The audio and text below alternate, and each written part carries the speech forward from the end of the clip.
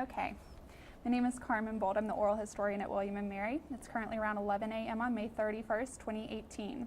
I'm staying in the Kimpton Hotel Allegro in Chicago, Illinois with Stephanie Chu, School of Law, class of 1992. So can you start by telling me the date and place of your birth and what years you attended W&M Mary? Sure. I was born in 1967 in Iowa City, Iowa, and I attended W&M Mary Law School from 1989 to 1992. Great. And you mentioned where you were born, but can you tell me a little bit about where and how you were raised and some about your family? Sure. My father was in graduate school. He's a doctorate in education, worked for the company that created the ACTs. So lots of college students and college folks know about those. Mm-hmm. And my mother was a speech pathologist who went into real estate. I lived in Iowa City till I was 8. And then moved to suburban DC in Silver Spring, Maryland, so on the Maryland side of the border, and grew up. I have a younger brother, and it was the two of us, and we went to big schools and were actively involved in things. My parents are actually University of Maryland graduates and always stayed involved in their school.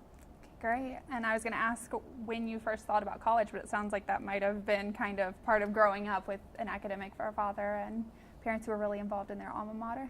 It was. There was always the, I probably growing up didn't even know there was an option not to go to college. It was part of the DNA. Even my grandparents on both sides had attended college, even my grandmother's, which was somewhat unusual, and lots of teachers in the family. So education was always a priority.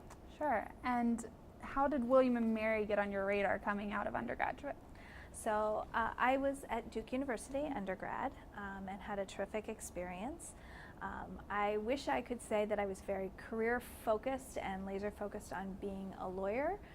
At the time I was graduating, I wasn't entirely sure what I wanted to do professionally, but wanted something that would have a long career and some flexibility. And really my options as I saw them were to go to law school or to go back to Spain where I had studied abroad and earn a master's and teach. Which was kind of a passion project as well. I chose what I thought was the more practical of those solutions and something that my mother was particularly more interested in. She was worried if I went to Spain, I would end up staying in Spain forever. And that was not something that was high on her radar. We had a terrific undergraduate law advisor, Dean White, who was at Duke, and I did a lot of research and I wanted to find a school that was really high quality and excellent education, but also not necessarily the cutthroat 1L experience. There's a novel called 1L that's been around forever, and it's about how awful law school is, and I wasn't interested in that kind of an experience. And I had found W&M Mary on my own through research and talking to people, and really liked the sounds of it. And the law school professor was encouraging me to look at Vanderbilt as well. And I said, no, I really think W&M Mary is the right school for me. At the time, they offered a weekend for students who were applying. And so I had the chance to go and stay for a weekend with a law student and shadow that person. And it really felt like a terrific fit, and it was at a kind of a wonderful intersection. It was geographically where I thought I wanted to be forever in the Mid-Atlantic region. The right size, the right feel, fantastic faculty members, and as a public school, there was, even though I was out of state, it was a tuition price point also that was attractive to me, since I would be taking out loans and paying for law school myself. Right. So when you went to that weekend at W&M Mary for applicants, had you been to Williamsburg before that? I had, growing up in the DC area, Sure. There were always field trips, and so it was probably 5th grade. I spent a weekend in colonial Williamsburg. My grandparents lived in Gloucester, Virginia at the time, which is very close by, and so that area was a destination every summer for me growing up once we moved to Maryland. So you were familiar with the area, but not so much William & Mary before you got there. Can you tell me a little bit about that first weekend there, what it felt like, looked like, smelled like? I don't know, just what the experience of being there was. Gosh, I was so nervous that it's hard for me to remember too much about that piece of it, as opposed to when I had enrolled and come as a student. The classes were very foreign to me, the format, because law school is taught in the Socratic method.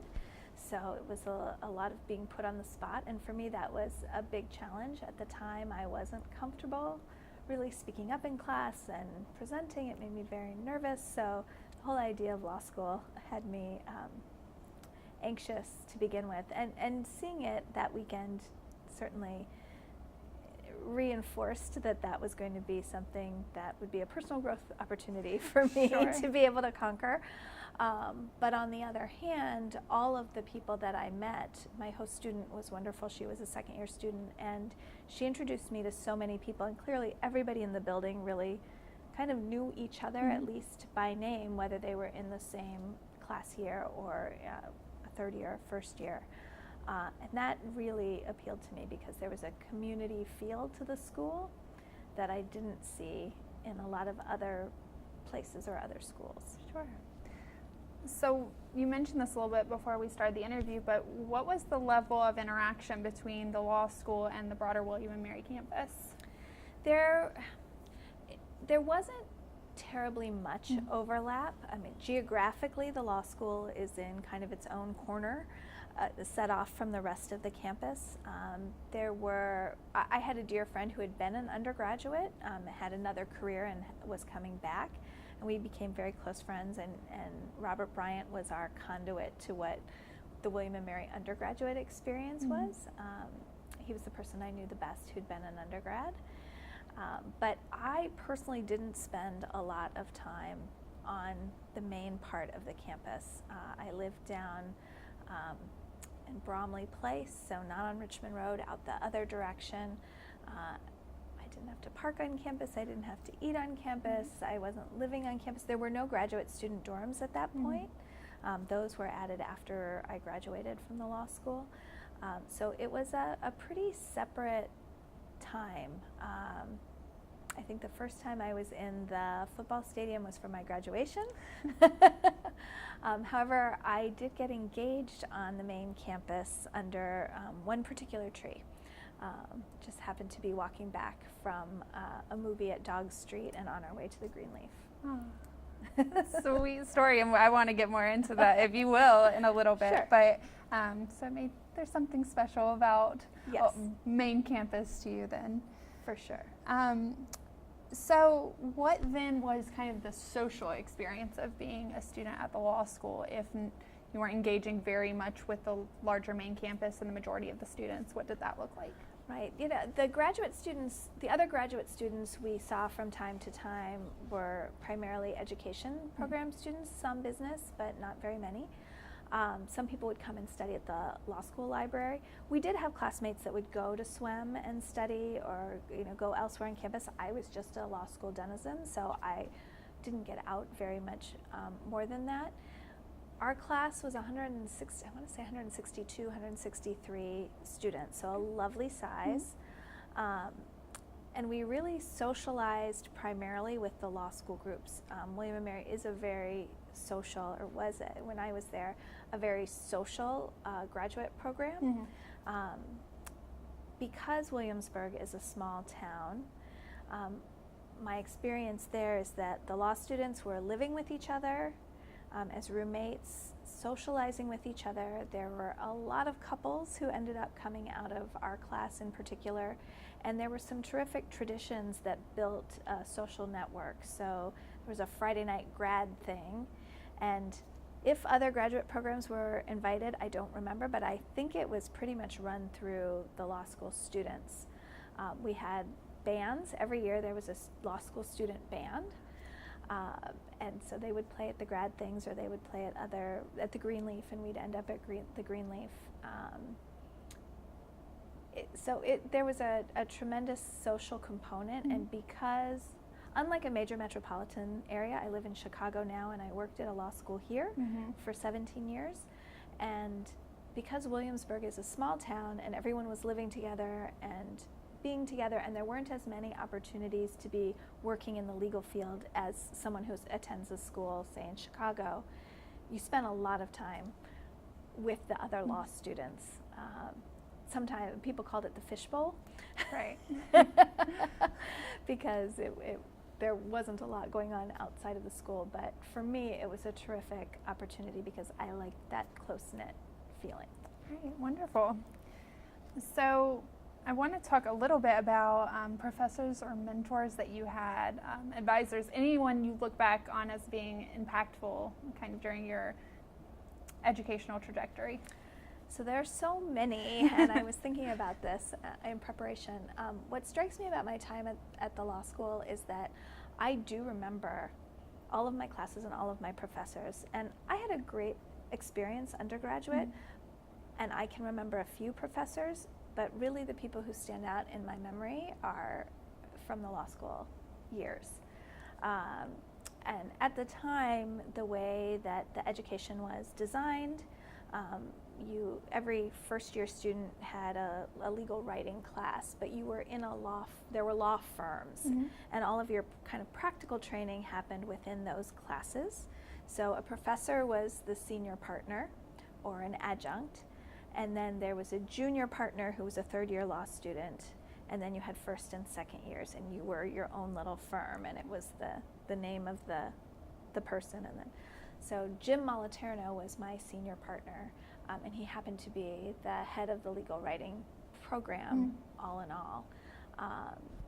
And I learned so much in that particular class, and he took such care of his students that I always think of him whenever I think about my law, especially my first year experience. We were in the class for the first 2 years,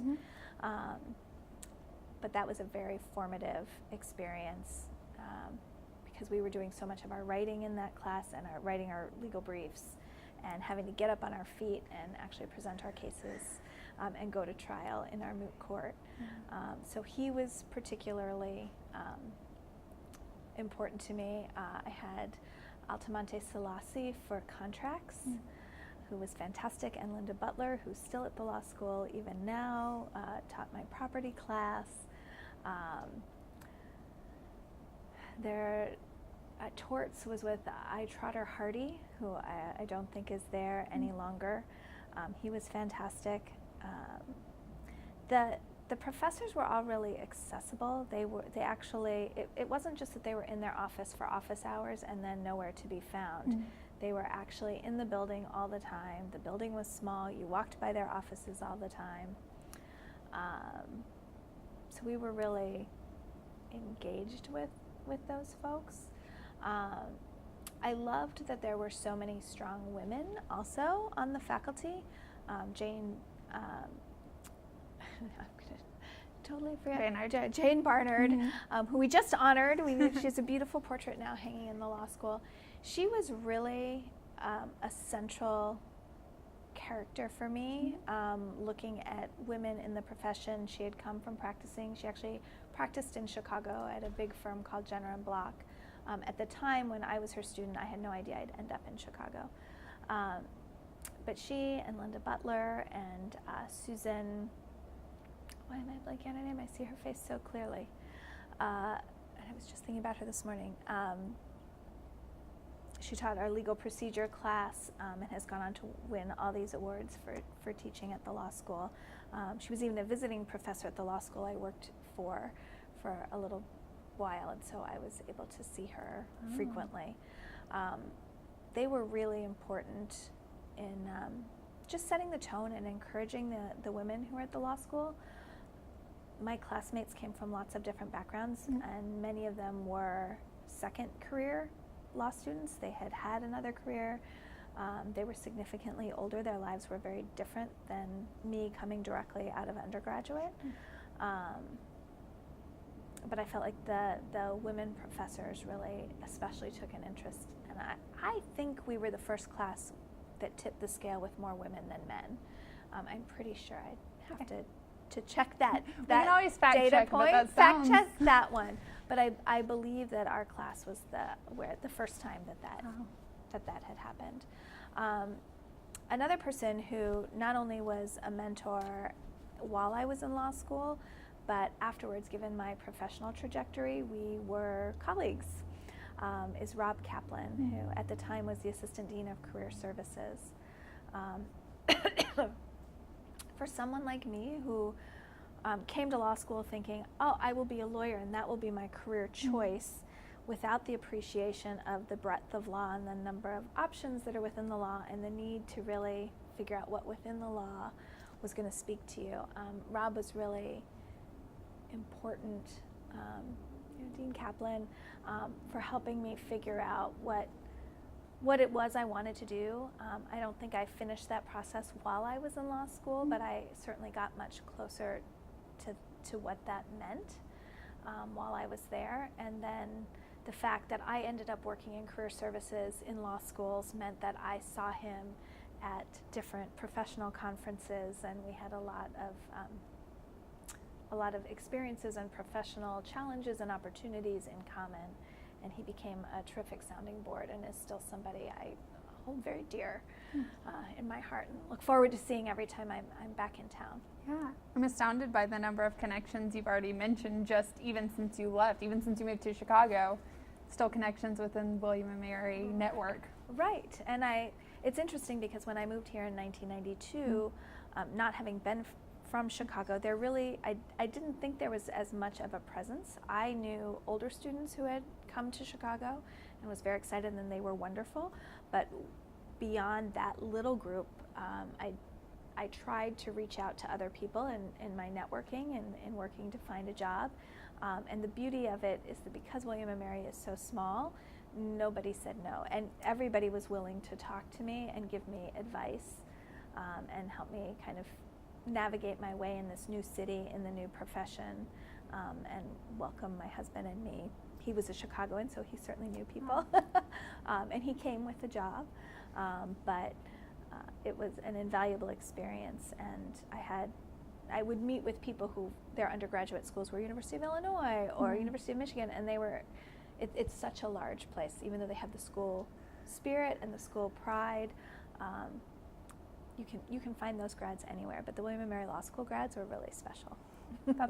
That's great. It sounds like it has become and continued to be an excellent resource. For sure. Great.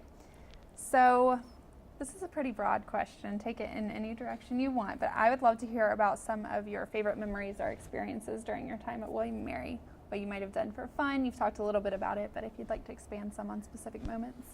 Sure. There was that moment of orientation. The first week of school, you show up and you have a week of they actually even refer to it now as law camp. I don't remember them calling it law camp when I went to it, and it certainly didn't feel like any camp that I had ever been to, because you had your first assignments, they taught you how to brief courses, you attended all your classes, but it was the first opportunity that we were interacting with and meeting the people who would become our classmates and who we would spend the next 3 years very intensely living with and around and studying with. So that's a particularly good memory for me. I actually was living with somebody I knew at Duke. We both were coming directly from it. We had friends in common, so we had decided to live together but didn't know each other all that well. So we were getting used to each other and used to our townhouse on Bromley Place, which we loved and stayed in all 3 years. I actually met my husband the first day of orientation. He was in Elizabeth, my roommate's legal writing course, and so that very first night, a bunch of people went out. Not so many places to go out in Williamsburg.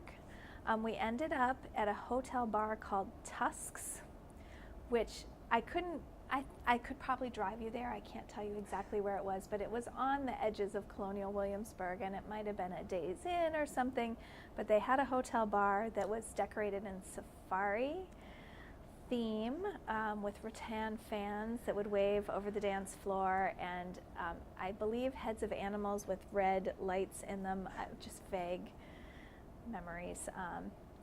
But there were, we went out, we went dancing, and that was the first time I had met him, which was really fun. It didn't take us too long to start dating, Okay. but that was the first. He actually didn't remember my name the next day, but I remembered his. Anyway, so it's fine. It worked out in the end. It did. It all worked out in the end. And the last thing I was doing was going to graduate school to meet a husband, meet a husband. Yeah. Typically not a law student set, so it feels very funny that that was a theme. But it might be one reason why I feel such a strong attachment to William and Mary in my experience there, and that we share joint friends from our graduate school experience, so that keeps us really connected to the people that we met while we were there too. Yeah. The grad things on Friday nights were great fun. Classes were intense. There was, in some law schools, you are in a set segment, a section of the class, and you only go to school with that 30-person group, and you move together as one. What I loved about William & Mary is there was a large section and a small section of every one of the required classes, and sometimes you're in the large section and sometimes you were in the small section, and so you actually were interacting with everybody. At some point you really did have almost everybody in the class in your classes. Sure. So that's how we got to know each other better. Doing moot court and having to present a trial, our very culminating experience of our second semester was the kind of exercise they tried to emulate real life and a client situation as best as possible. So you could get called in the middle of the night by a client, and these were residents of Williamsburg that the various law professors and adjuncts knew, who would play roles in your court cases, and you would have to figure out what you needed to do to address their problem, how to make it happen. You'd have to write something, and then you'd have to make a motion before the court. Very intimidating, but such a great experience to have gone through. My moot court partner that I was paired with is still someone I think of as one of my dear friends from the law school. Being with these smart, really talented group of students was eye-opening to me, and to have the experience, I always envied the people for whom this was a career change, because I felt that their worldview and their world experience made the concepts and the education more easily soaked in and understood than someone who I had always worked. I've worked since I was 14. It's part of who I am, but I didn't have a lot of extensive professional. I had summer professional experiences, but that's about it. But I was always in awe of the various people and how they tackled their studies and how they tackled the legal profession as well. And that our group of friends, we knew everybody, but our closest group of friends included folks who were married, included folks who had been out for a very long time, as well as people who had taken a year or two off, or some of us who were, coming directly from undergraduate. That's an outstanding memory. We had socials, so it flowed from undergrad in that way. There were fundraisers for the Public Service Fund to raise money for students who wanted to work in the public interest and take unpaid jobs. They could apply for a stipend through this particular student group, which my law school roommate was really active in. They did things that probably wouldn't fly today. We had a dinner date auction, and so they would ask students from each grade if they would be willing to, kind of walk a catwalk and be auctioned off as a dinner date. I am certain that doesn't happen any longer. I haven't heard of any cases lately. No. One of those things that has changed. We always had a barrister's ball formal, and would get dressed up, and they often were at the hospitality house, which I understand is a dorm now, which is a big change. Just a chance to cut loose a little bit, get dressed up, hang out with people that we enjoyed, do the electric slide, which has survived, and we'll continue to, believe it sure. or not, there were a lot of us who would do that. My boyfriend at the time, not my now husband, but my boyfriend was musical, and so he was in the bands. There was a band of third years when we started who was, they were really cool, and they were great musicians, and I wonder where the Dead Penguins are today. Dead Penguins. The Dead Penguins.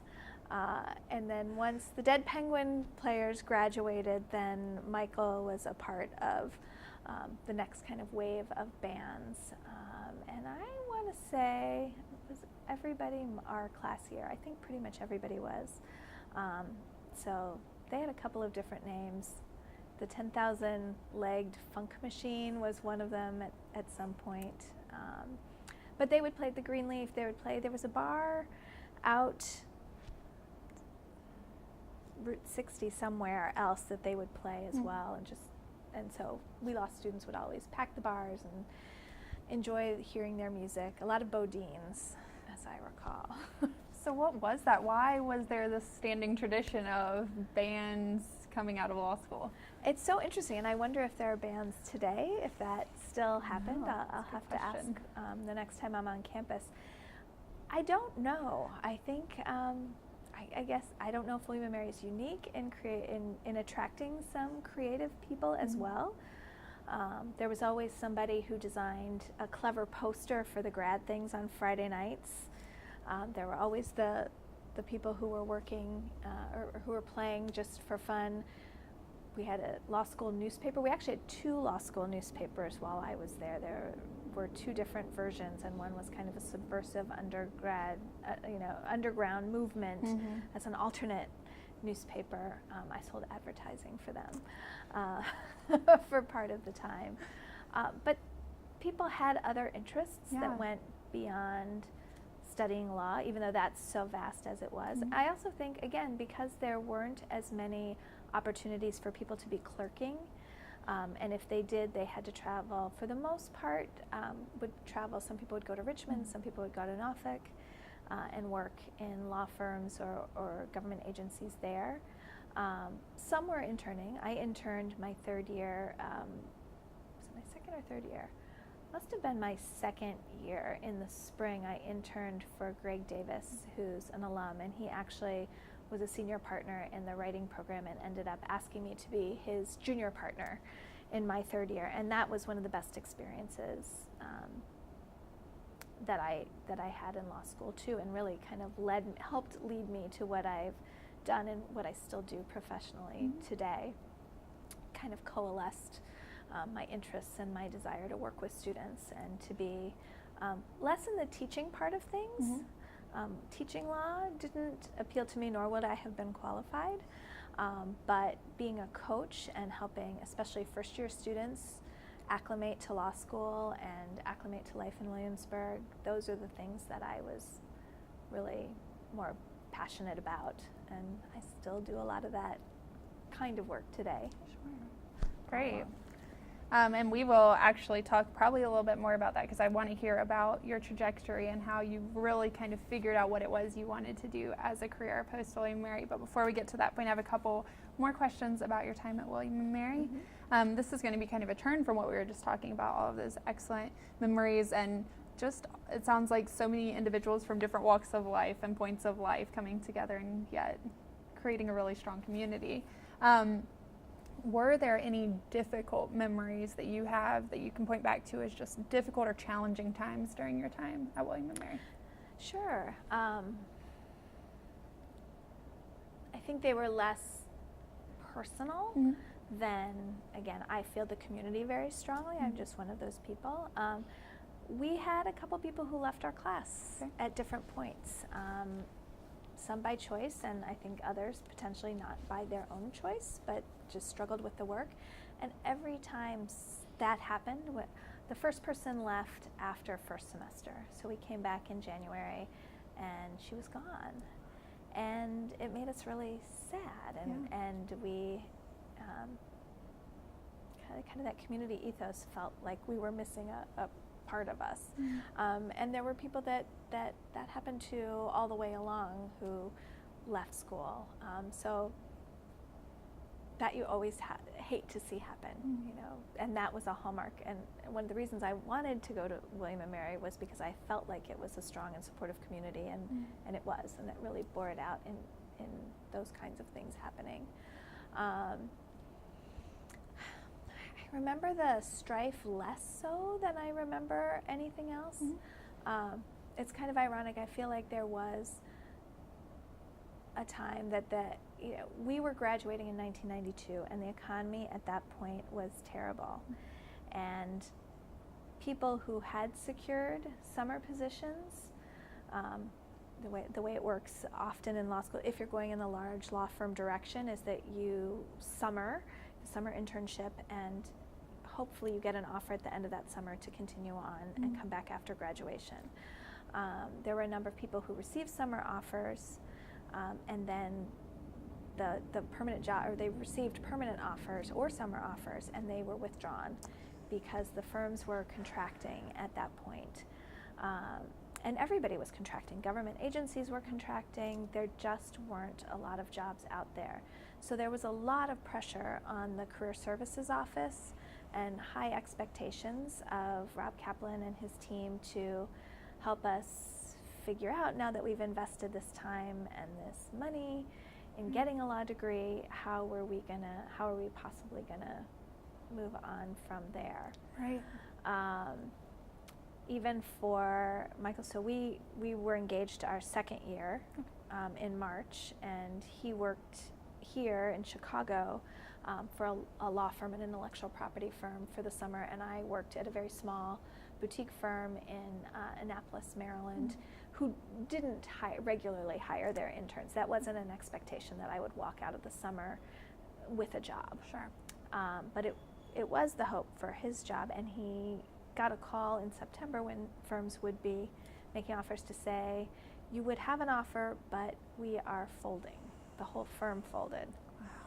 And he had no idea that was coming down the pike. And at the time, all of the on-campus interviewing had already happened for these other firms. So our lives were up in the air. We knew we were getting married at the end of May after graduation. Neither of us had a job. I was looking, and then he was having to look. At that point, the plan was we were coming to Chicago, and I was trying to figure out how to wrap my head around the legal community here. It all ended up working out.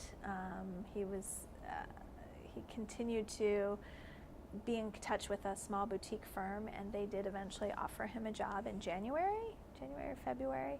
So it resolved well, but that was a difficult time for everybody. There was so much uncertainty, and people saying, I'm sorry, we can't, even though we committed to you, we can't take you on. Sure. And I think I didn't know at the time when we graduated how long it kind of took people to settle into something and find something. I know my job search wasn't easy, and it took me, I think I started my job in June. So I started working in the legal field almost a year after I had graduated, and that particular time period was personally challenging because I'm a worker. That's what I do, and having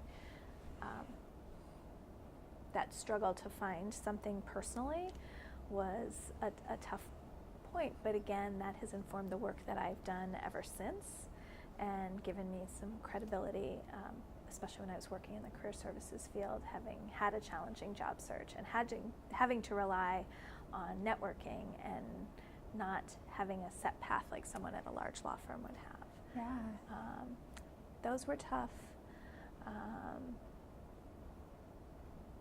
I don't remember there being any kind of tension with the administration ever. With the dean, there were some dean changes. We had a lot of dean changes while we were there, some short-term people. But I didn't feel like that affected us as current law students as much as it might have affected the alumni community or the giving, perhaps. Sure. I wasn't at that point in my time to remember that. But, you know, I don't think there were any professors who, you know, sometimes people have stories of professors who disappear, beloved people who, you know, aren't invited back. I don't think any of that happened during our time at the law school. What about, and you mentioned just the state of the economy and preparing for that coming out of law school, what about other national or international sociopolitical things going on? Was there any sense or awareness or reaction to things that might have been going on in the broader United States or world? I'm thinking the end of the Cold War and the AIDS crisis going on, third wave feminism is about to start, like different things were going on. And the Gulf War. Yes, and the Gulf War. We watched unfold during our time at the law school, which was a very scary thing to be living through. It was a bit of a bubble, as Williamsburg probably can be. William and Mary, the law school has, and I believe the college and the university does as well, have a great desire to invest in veterans and in service members. And so I think the Gulf War, it affected everybody, but we would see firsthand our classmates and who had served or were serving, and what their experience was, and that uncertainty about what would happen and who would be called up, and would they have to go again. And they certainly knew people who were in harm's way. And it was the first time, there weren't other wars in my lifetime. And to watch it unfolding on CNN with Wolf Blitzer and all the anti-aircraft missiles going on in the background was riveting and scary for sure. We were not that far from outside of AIDS having been named AIDS and what that meant. And one of the volunteer kind of opportunities that I explored was to be trained as an HIV/AIDS counselor. I didn't end up working, doing any of the counseling, but I did receive the training, and I learned so much through it at that time. And I do forget how new that all was. Right. Especially, 1989, 1990, it wasn't very many years outside of that. But there were really some very dedicated people at the law school who were doing that work and that social outreach. I also was a CASA volunteer, which is court-appointed special advocates. Right. We had a pretty strong tradition of having law students take on those guardian ad litem positions and work with families. I only had the opportunity to do it for a year. It was fantastic, but also very hard, because it was hard for me to be rational. That's not within my personality. I get very caught up in the kids and their lives, and it would have been a challenging arena for me to have worked in, but I was glad to have served and to have had the opportunity to represent those children in the court system. Yeah. I studied abroad, actually, the William and Mary program in Madrid. Walter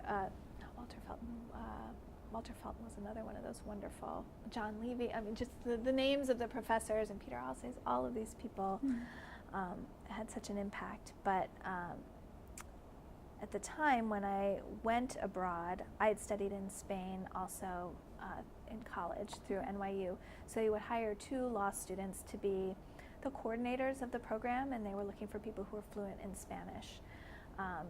Because the faculty members who went over to oversee the program didn't speak Spanish, and it was a residential program, and we were living in a colegio, and most of those people didn't speak any English. Right. So my counterpart was actually somebody who was Puerto Rican, who was not a William and Mary law student, But we became great friends, and we had this experience of being in Madrid. So we would have been there the summer of 1990, taking legal classes and then living there. There wasn't an internship portion. I think there might be now for the program, or if there was, I didn't have one arranged. Mm-hmm. But it was a great opportunity to work very closely with both with the residential collegiate people, and then it was a little challenging because I also had to be the one who was solving the problems for everybody in the program. Right. So whether that was housing and who roomed with who, and where the rooms were open. Mm-hmm. Was it standard that there was a study abroad component of law experience? That's just not something I had ever really heard of before making a note of it here. Right. There were two programs Mm-hmm. that W&M ran. One was in England, and I'm not sure. I don't think it was in London. The Exeter one, I'm not sure. Exeter. Yeah. It was Exeter. And then this one in Madrid, and I believe they still continue today. That they're still there. And then we also had a Draper Scholar. So there was somebody, we had an exchange with, I think it was Queen Mary's College, and that still exists today.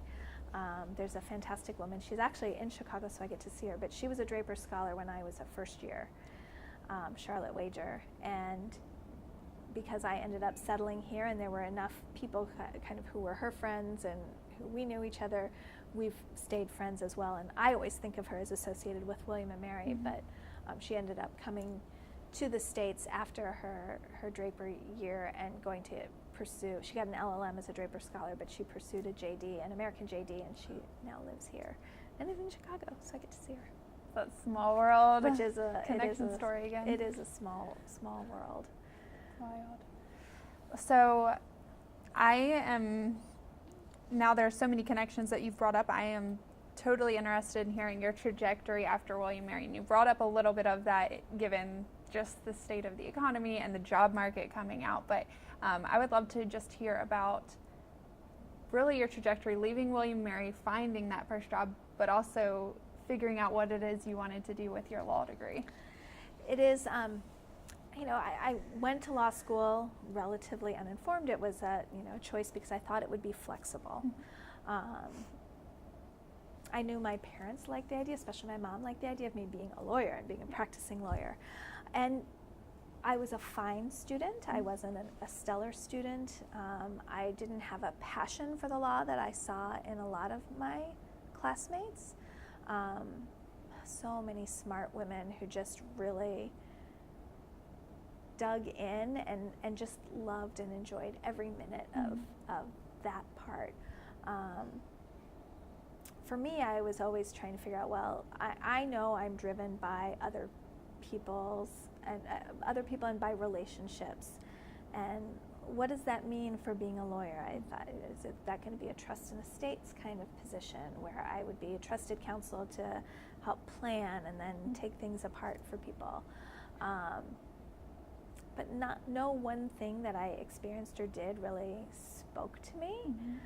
I would have had a fine career as a lawyer if I had wanted to stay in practice, but I don't think the personal rewards that I've had in the way that I've steered things now, I don't think it would have been quite the same.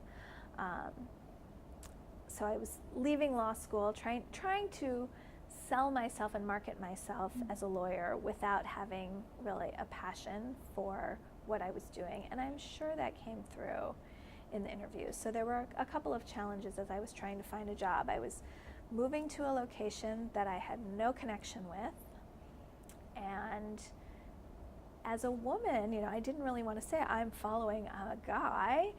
We were married, so it was more legitimate than I was moving out here with my boyfriend, but I did have to explain how I came to be coming to Chicago, and the truth was that my husband had a job out here, and here I was. Everything on my resume was East Coast. Right. All of my work experience, all of my education was all on the East Coast, and trying to persuade people that I was a good investment to take on, to train and invest time in, and grow, I probably did not make a really compelling case for that in the way that you need to, especially in a challenging job market.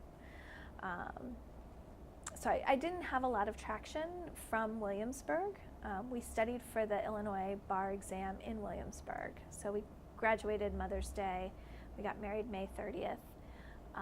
And then we went back to Williamsburg and studied. At the time, they gave you VHS tapes for Barbary review course. And we would sit up in a little study room in the library with our classmate Kate Atkins, who was also coming here, and just watch hours and hours of videotape. But the benefit of that is that we could go and take a bike ride or do whatever we wanted. And we actually ended up working it out with Kate, where we would just actually watch the videotapes at home. We'd just swap the tapes, and so we would really study on our own schedule, which was a gift. That's nice. But I digress. Moved to Chicago, not so great at finding a job, not such great skills in terms of interviewing or being very wise about marketing myself. Even I'd had good training and good coaching, but I don't think I just wasn't there yet personally. I was very young, 3 years out of law school. I ended up, I wasn't working. It was getting more and more depressing. I was not even getting a lot of interviews, and then the interviews I was getting, things weren't panning out, and so I started temping, just general temping, and I can't tell you the number of places who were happy to take me on as a receptionist or somebody's assistant, and that's great, but I have 2 degrees, and I really want to work in my professional field. Thank you very much. So it was an income, it was jobs. I talked to everybody and anybody I could about the fact that I was a law school graduate, and because I would do a good job, they would be willing to introduce me to people that they knew. Right. I also decided to volunteer, and there's an organization here called Chicago Volunteer Legal Services, and even though I wasn't licensed because I still was waiting for my bar results, they had a need on one of their committees for somebody to serve in the officer role of a secretary, and I said, well, I can take minutes and communicate and get things out to people, and it's still one of the best things I did. Find something that no one else wants to do and do it well in a group of people who have contacts that can help you. And so I met tremendous people through that organization.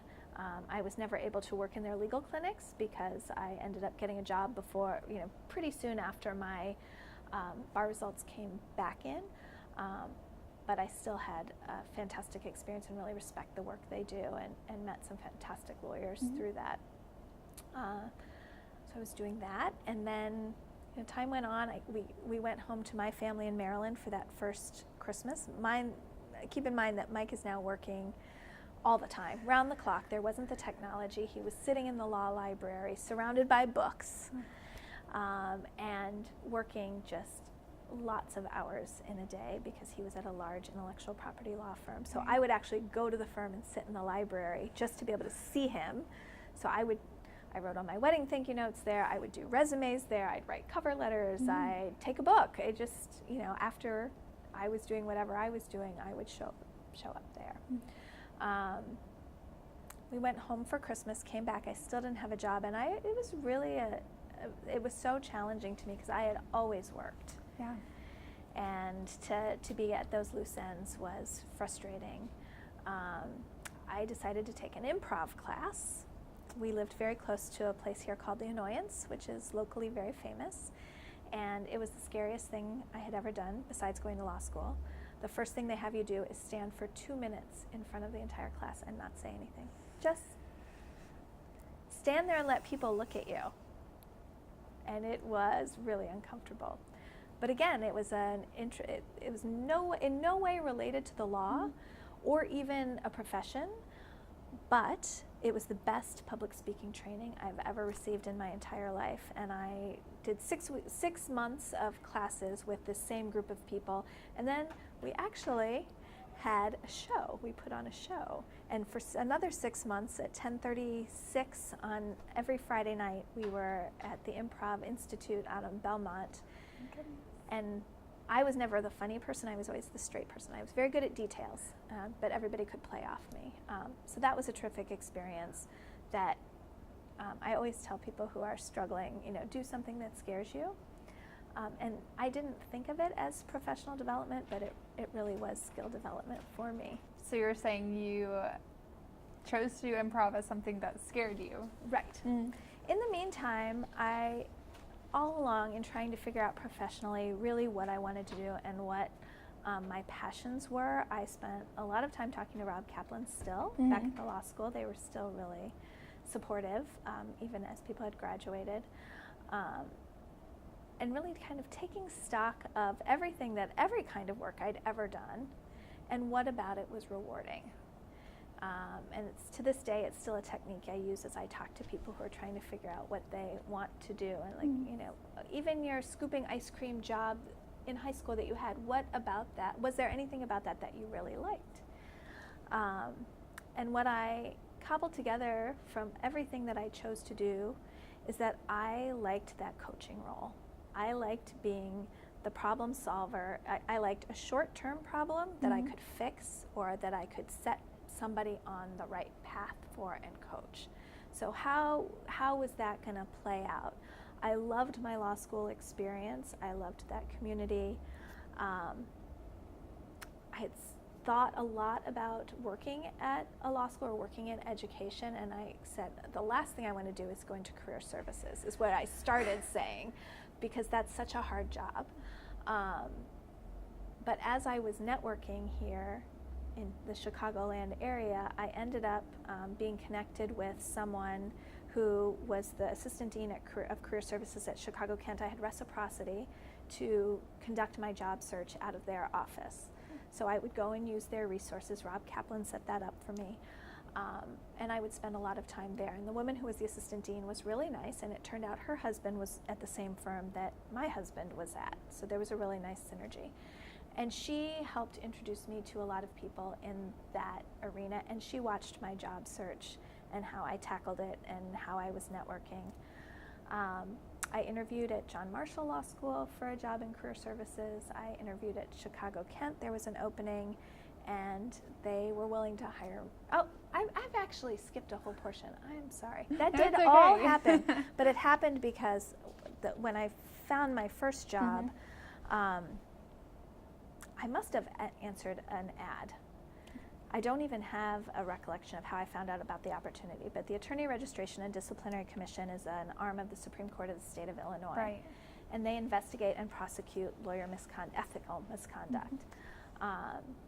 And they, at the time, had a backlog in their hearing level operation, and they were hiring people to be the equivalent of judicial clerks for these hearing boards. There was a hearing board, there was a review board, and then things would have to go into the actual court system. So I was hired into a clerking position where I was working with the volunteer chairs of each of these hearing boards and helping write their opinions and doing research for them. It was a great job. I probably started that job, I must have started that job in March. So it didn't take too much longer after I came back. It was a terrific job. I worked with a person who was a professor at DePaul. He oversaw the clerks. There were 4 of us. The lawyers I worked with on the hearing boards were all terrific. I really enjoyed that opportunity because they would have a certain caseload, so I would work frequently with the same people. The people who were in charge of the ARDC, Jim Grogan, just fantastic people. But again, it was a 2-year limited position, so I knew I was going to have to figure out something else. So that's when I started doing the networking. I had my job search through the Chicago Kent Career Services Office. I had kept in touch with Lisa Abrams, and I continued to try and do an informational interview. But it was really during that period of time that I spent the time narrowing down what it was I wanted to really do and pursue that I felt would fit me best and where I could excel and what my skill base would be. And so there was an opening that happened at Chicago Kent, and I interviewed, and I was lucky to be hired on as the Director of Career Services. And I was only 2 years out of law school, and my client base, the students, in many cases were older than I was, had way more professional experience than I did, and it was astonishing and rewarding that I could offer them a way to figure out what it is they wanted to do and really good concrete suggestions for how to get there. And that was a terrific opportunity. Lisa Abrams, who was the assistant dean, was great at facilitating professional development. She really pushed me to be involved in the professional association. I ended up speaking frequently, mentoring other people who are interested in the job, supervising our own staff members. And then when she left, I ultimately was promoted to executive director initially. Again, I was still pretty young. I was maybe 6 years out of law school. And it took a while for me to prove to the administration that I should be an assistant dean. It took me actually having another job offer at a different law school and having accepted it for Chicago Kent to say, well, is there anything we could do to keep you? Right. Which was fantastic. I said, yes, I would like the assistant dean title. I would like to work 4 days a week, because at that time I had 2 children. I was about to have a second, and we were hoping we would have 3 children down the road. And they said, that's great, but we also want you, because you've done such great work with alumni, we want you to take over alumni relations. So they pulled that from the development office and kind of combined those 2 functions, which was a really unusual combination. Yeah. It was a great combination. There was a lot of synergy, but I found that the higher I rose as an assistant dean, the less I was working with students. I was overseeing the people that were working with the students, and I was spending a lot of time as an administrator. I loved being part of the senior administration team and working on the long view for the law school, but I really did miss the actual counseling. I didn't get to do as much of that as I did. I eventually ended up deciding to step back from full-time work, even 4 days. 4 days, 2 departments. I don't know what I was thinking. Anyway, I mean, that's really the trajectory, but I had the opportunity when I decided to cut back. As a woman, it's that pull on being a working mother is real, and it is really hard to balance. And I grew up at a time where I was told I could be anything I wanted to be, and I could do everything.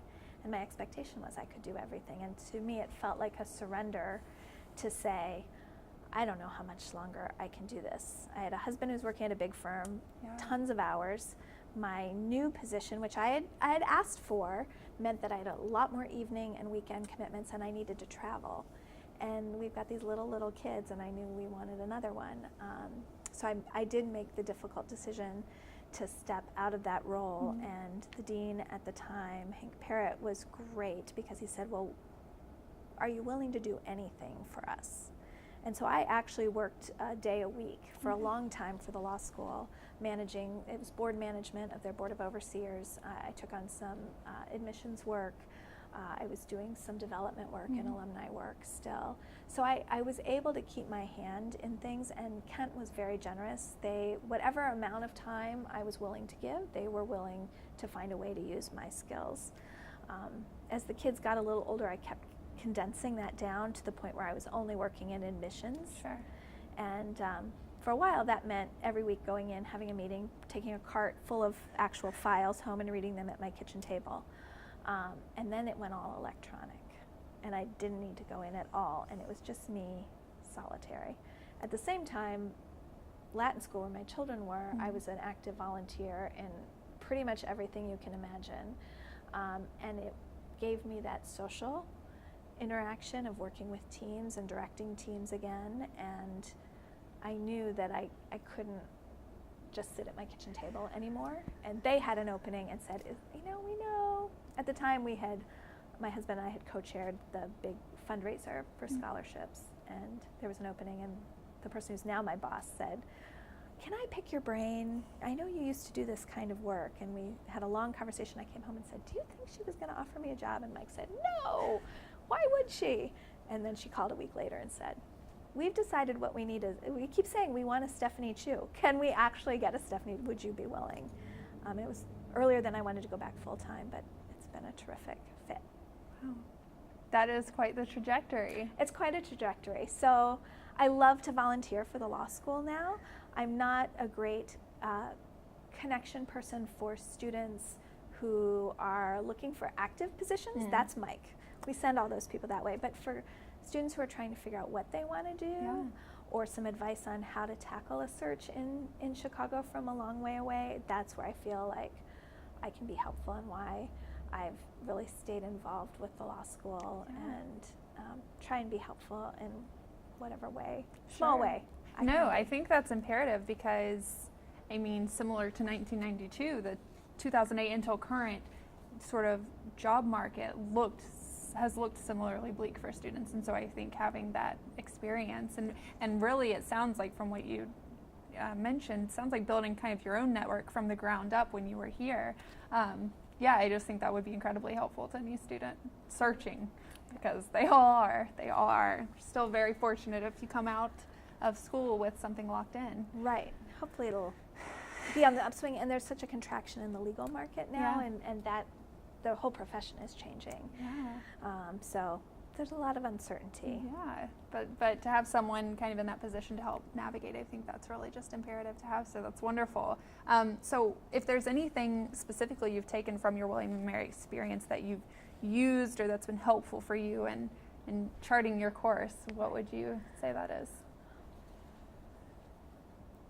I mean, certainly on the kind of academic and hard skills side, the writing skills that I developed in law school, I use in my profession all the time, especially now that attention spans are shorter. You have to communicate in fewer words and more impactful. Legal writing actually really helps you do that. They made you cut out a lot of the stuff that was unnecessary. I take that with me. I take the critical thinking skills and the analytical skills from that side of things. The experience of needing to be able to sound knowledgeable, and when sometimes you don't feel that knowledgeable. I mean, the improv training was great because it helped me have the confidence and sell that, but the actual use of that skill in a professional setting, I learned that piece at William & Mary. I knew of the need before I knew of how I personally could make that happen. We have so many dear friends from our time there. My hopes for what my graduate law school experience would be like were exceeded in terms of kind of what we've come out of law school with, and connections and being able to pick up the phone. I like to think our class is more close-knit than any others. Mike and I chaired our last reunion. We've chaired a couple of reunions, but our last one, we had the highest turnout of any class. Great respect for each other and ability to call on one another when we need a referral or need some advice. The things I learned from Rob Kaplan as a professional, I have turned to time and time again. He was the consummate. He's not in the same role now. He oversees something else, but I return to the way he interacted with students and how respectful he was, and how individually focused he was on each person. As a young person, I didn't have the worldview to appreciate that as much as I came to appreciate it as I made my way through the world. Excellent. So we're back to kind of really broad questions, but that answered one of them, and also kind of brought up a couple pieces of the next. So the ways in which you've remained involved with the law school and William & Mary, you've mentioned a couple, like reunion committee work and being a mentor, sort of an advisor for students who are searching potentially for jobs in the field out in Chicago. But what other ways have you stayed involved with William & Mary? I would love to say that I was part of the co-counsel program. The law school has a program where alumni mentor first-year students. But again, because I'm not practicing in the field, I love to be a resource for anybody interested in alternative careers for their law degree and how best to market that. and what is going to be persuasive in terms of transferable skills. Yeah. That kind of coaching for anybody headed in that direction. I feel very fortunate. I was asked to be on the association board. So I just finished my second year, my first full term. So serving the law school in a leadership capacity in that way. Yeah. The best part of that is the interaction with students. At our meetings, usually the first thing we do is have a networking breakfast with students and get to talk to them about what they're doing. And just helping expand the reach of the law school. It's so much more nationally known, and a national presence in lots of other places now. And I love being a part of helping, make that happen. Dean Douglas, Dave Douglas, was a first-year teacher. I was in his first legal history class. My husband and I both were. And to know that he's at the helm and this long trajectory of him being dean, it just makes it that much more personal. Laura Beach has been there for so long. Faye Sheely in admissions admitted us back in the day, and we feel so grateful for that, both of us. It's great to have those kind of overarching relationships that 26 years later, there's still people that we know there. I think I would be involved no matter what. I think we both would, because we feel so strongly about the law school, and we've got people like Morgan Hutter working on behalf of the law school now, who of course I didn't know because she was probably in diapers when I was in the law school. But that opportunity, they do such a good job at connecting personally. Again, it just all comes back to that relationship piece of it, whether it's relationships with people who are new to the law school, or students who are coming through and leaving, or people that I've known for a long time. It really makes a difference. Yeah, it's kind of a line of continuity from the time you were there, even till today, and probably for, I would say, who knows, the foreseeable future. Yeah. This is totally a non go sequitur, but I feel like I have to mention it because it should be in the William and Mary history. Sure. So John Levy, who was a long-time law professor at the law school, I never had a class with him, but he was the externship coordinator, so I found my externship through him. But he would carve out of wood, he called them feely fish, and they were beautiful cedar fish that were pocket-sized, three-dimensional, and they were a talisman, a token, a touchstone that you would have. And he had given me one, and he'd given my husband one, my boyfriend at the time, my fiance, and we asked him if he would carve them for our groomsmen. And so all of our groomsmen also have this fish. Nice. And so when he passed away so unexpectedly this year, right before our reunion, he was just somebody I always looked forward to seeing every time that I went back, who,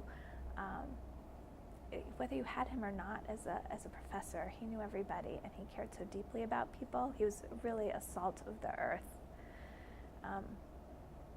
mainstay, and someone who we really miss. But we have our feely fish, and we keep them. We think about Professor Levy all the time.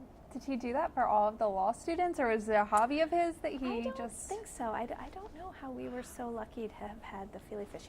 I don't think he did them for everyone. It's really interesting.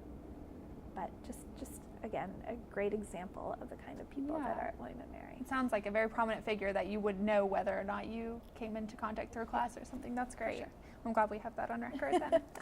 So you've answered most of my questions, honestly. I did want to ask you specifically, since we're doing this oral history as part of 100 years of coeducation. We're celebrating that this year. We're about to kick it off. And I just wanted to get your thoughts on the value and contribution of women. You've talked a little bit about it, but the value and contribution of women at a place like William and Mary, and then more broadly. Absolutely. Having been, I think, part of the first class that was primarily women, that was a huge step forward, in the legal field, and there's always discussion, even now, on women and representation, and how do we keep women in the field and working in the field, and what does that look like? It's been a challenge all along, and that's not going to go away. But the more women who are in positions that have a chance to make those decisions about how women are treated in the workplace, the better that will be, is my hope and my expectation. I think we definitely have seen some of that. There's a lot of work to continue to be done, but there are a lot of smart women out there who are working towards that. The law itself was very male-oriented for certain. The women that I know who have faced challenges at their employers, whatever kind of employers they are, with discrimination or not being taken seriously. When I was interviewing, my interviewing time was so fraught. I actually, at the time I didn't wear glasses, and I was blonde, and I have a high voice, and as professionally as I tried to present myself, I felt like I wasn't being taken seriously, so I even went and got glasses frames with clear, regular lenses, just to appear a little bit more studious, a little bit older. And, I don't know that it worked, but those kinds of things happened at the time. You know, I'm a mother, I'm a parent, I have 3 kids. My husband went to a single-sex school for a little while when he was very young, and he really encouraged us to look there for our kids. I'm a huge believer in co-educational experiences for people to be equipped to work in the world. I understand there are lots of studies that say, especially for girls, single-sex education is really important, and I absolutely understand that, but it was our choice to make sure our kids were raised. Especially, I want our boys raised to know the power of women. Like I've said a couple times, I've always worked since I was 14, all the time, and I wanted my kids, especially my boys, to have a mom who was professionally engaged.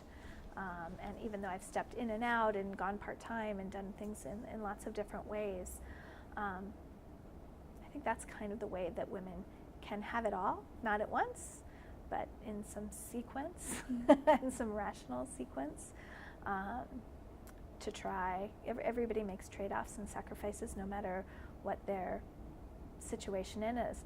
I was so lucky to be able to be very part-time when I wanted to, and then very lucky to be able to step back into things. But I know it's not easy. I have classmates who have tried to step in after taking time off and found it incredibly challenging.